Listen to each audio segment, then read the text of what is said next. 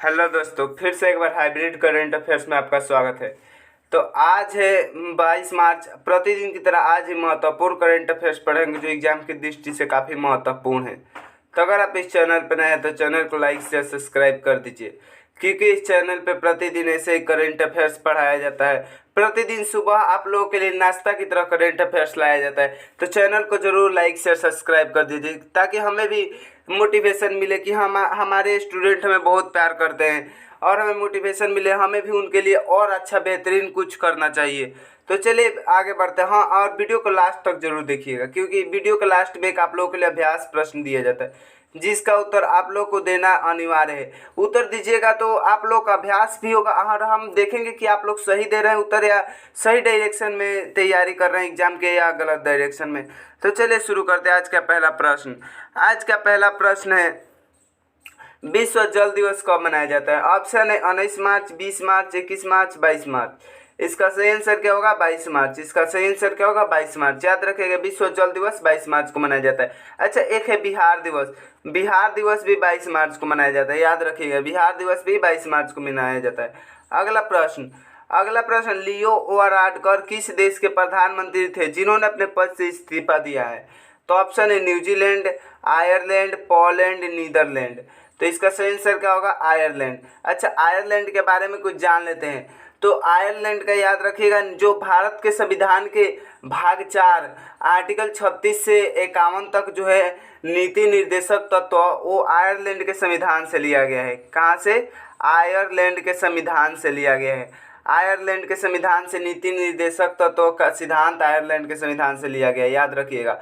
अच्छा, ये भी याद रखिएगा कि जो राष्ट्रपति के चुनाव का विधि है वो भी आयरलैंड के संविधान से लिया गया है। याद रखिएगा। आयरलैंड की राजधानी क्या है? आयरलैंड का राजधानी दुबलिन है। कहाँ? दुबलिन। आयरलैंड यूरोप महाद्वीप में है। मुद्रा यूरो है।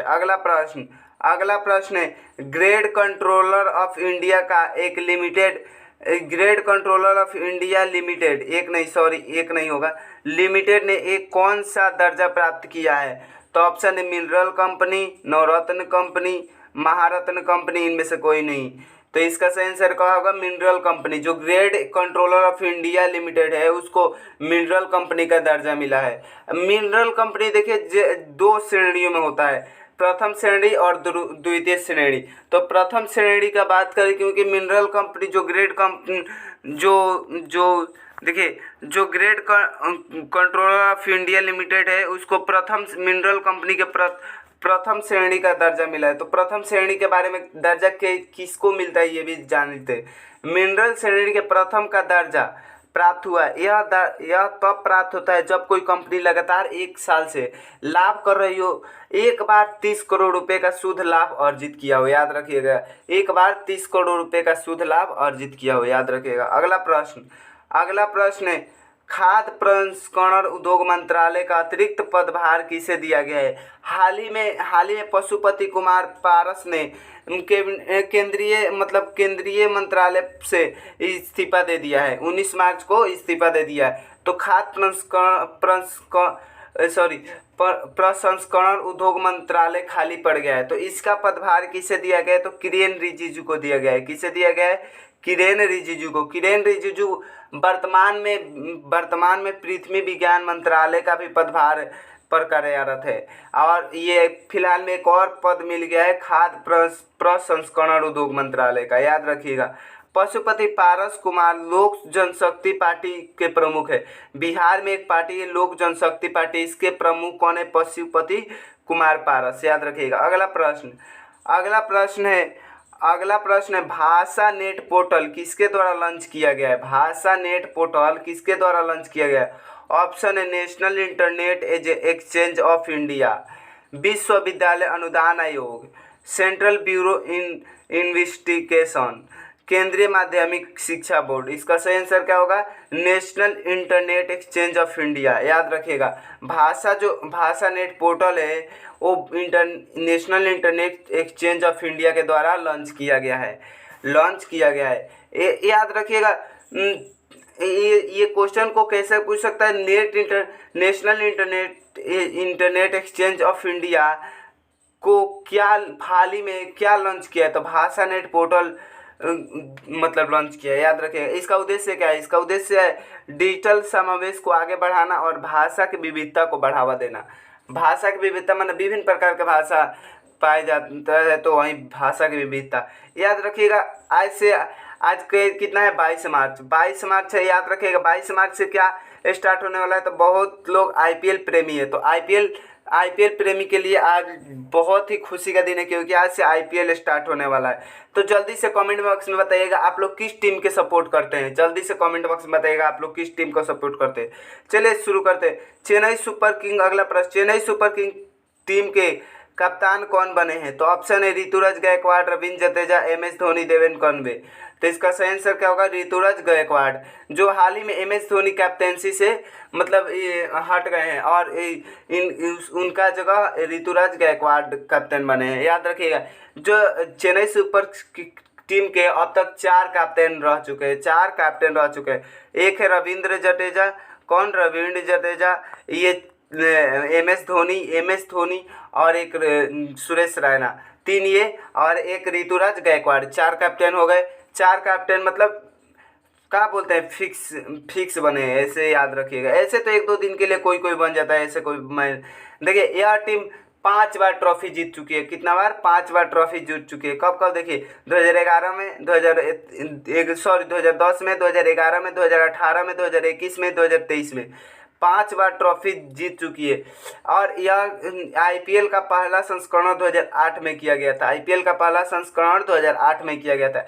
याद रखिएगा सबसे ज़्यादा खिताब किसने जीता है? तो सबसे ज़्यादा खिताब चेन्नई सुपर किंग्स और मुंबई इंडियंस ने जीता है। दोनों 5-5 बार यह खिताब जीता है, याद रखिएगा। दोनों 5-5 बार यह खिताब जीता है।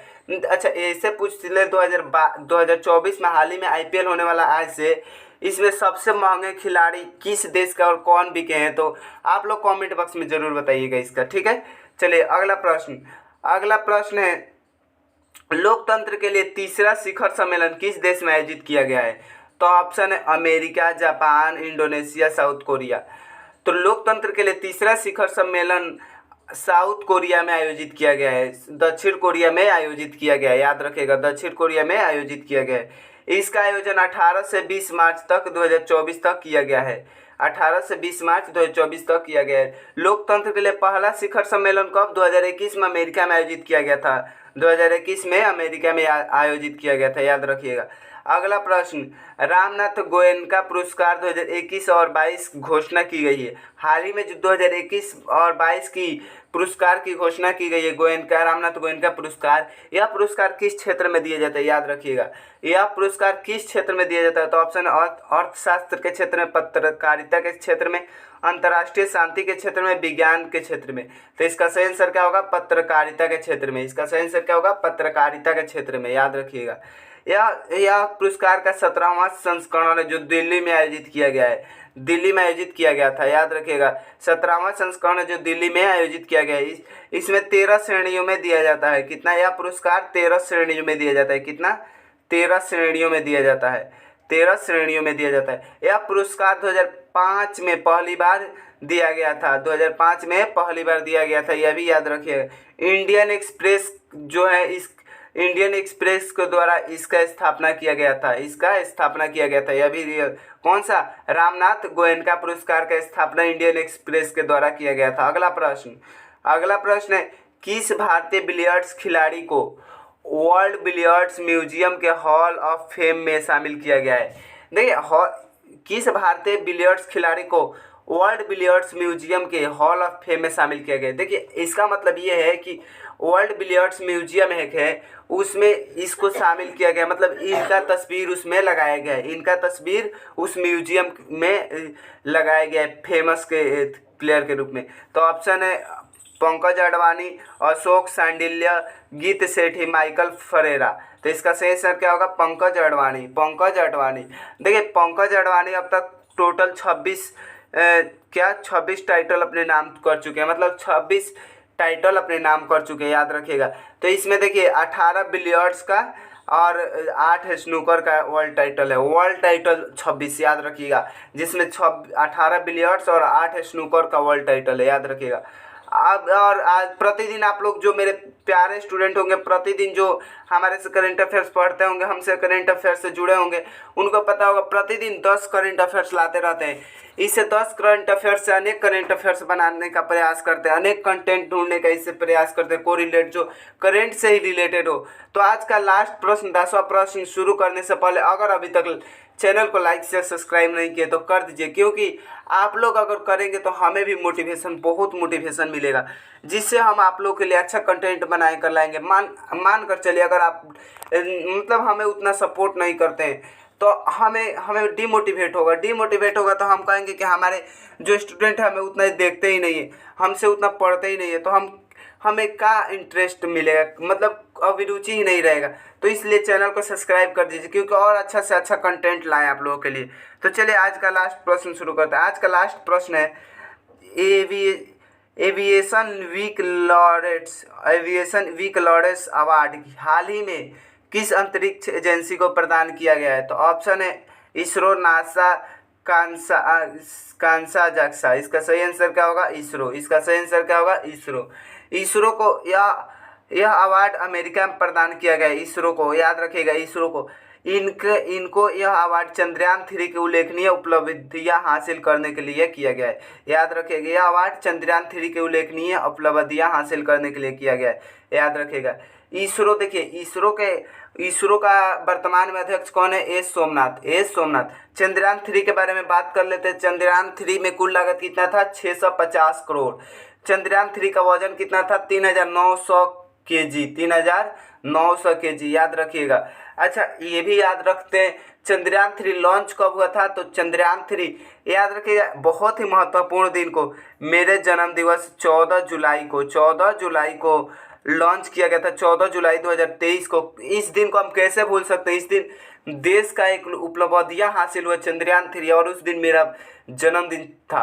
तो याद रखिए, इस दिन को कैसे भूल सकते हैं। 2023 को लॉन्च हुआ था 2:35 पे, 2:35 पे लॉन्च हुआ था, याद रखिएगा। चंद्रयान 3 2:35 पे लॉन्च हुआ, ठीक है। अच्छा, इसका मतलब अगला प्रश्न, नासा कहाँ का एक अंतरिक्ष एजेंसी है? तो नासा कहाँ का है? तो कहाँ का? अमेरिका का। जाक्सा कहाँ का है? जापान का। याद रखेगा, चंद्रमा पर पहुँचने वाला जापान चौथा या पांचवा शायद देश बन गया है। पांचवा देश बन गया है। चंद्रमा पहुंचने वाला जापान पांचवा देश बन गया, याद रखिएगा। और नासा का अमेरिका बोले तो अमेरिका दक्षिणी ध्रुव पे पहुंचने वाला दूसरा देश बन गया है। दक्षिणी ध्रुव पे पहुंचने वाला अमेरिका दूसरा देश बन गया है, और चंद्रमा के दक्षिणी ध्रुव पे, दक्षिणी पोल पे, और भारत पहला देश है, याद रखिएगा। अच्छा, आप लोगों के लिए लास्ट में अभ्यास प्रश्न, जिसके लिए आप लोग लास्ट तक वीडियो देखें। चलिए, अभ्यास प्रश्न जरूर दीजिएगा कमेंट बॉक्स में, क्योंकि हम कमेंट बॉक्स में आपका जवाब जरूर देंगे, या तो आप सही बोलते हैं या गलत, ठीक है। भारत का पहला आयुर्वेदिक कैफे कहाँ खोला गया? भारत का पहला आयुर्वेदिक कैफे कहाँ खोला गया? कमेंट बॉक्स में इसका उत्तर दीजिएगा लोग। कमेंट बॉक्स में आयुर्वेदिक कैफे कहाँ खोला गया? आयुर्वेदिक कैफे का मतलब क्या होता है? कमेंट बॉक्स में जरूर बताइएगा, क्योंकि हम कल बताए थे इसके बारे में बहुत ही विस्तार से। चलिए मिलते हैं अगले वीडियो में, तब तक के लिए धन्यवाद। जय हिंद दोस्त।